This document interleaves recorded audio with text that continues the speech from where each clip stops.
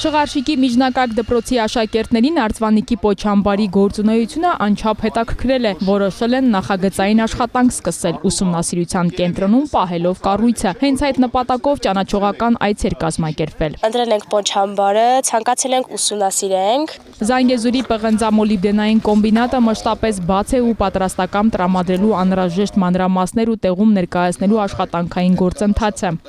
Շատ տպավորված է,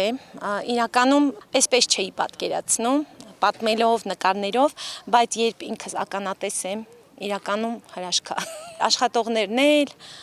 բավականին աշխատանք է կատարվում։ Պոչամբարային տնտեսության ղեկավարը մանրամասը ներկայացրեց, թե ինչ է ռեկուլտիվացիան եւ ինչպիսի բնապահպանական միջոցառումներ ուսումնասիրություններ են իրականացվում տեղում։ 9-րդ դասարանի աշակերտ Ռոբերտ Ղազարյանը շեշտում է, ամեն ասացի չի հավատում, նախընտրում է սեփական աչքով տեսնել ու մասնագետի կարծիքը լսել։ Կողքից նայում ես ավելի սիրուն է ինքը հենց։ Առհասարակ թե գրքերում մենք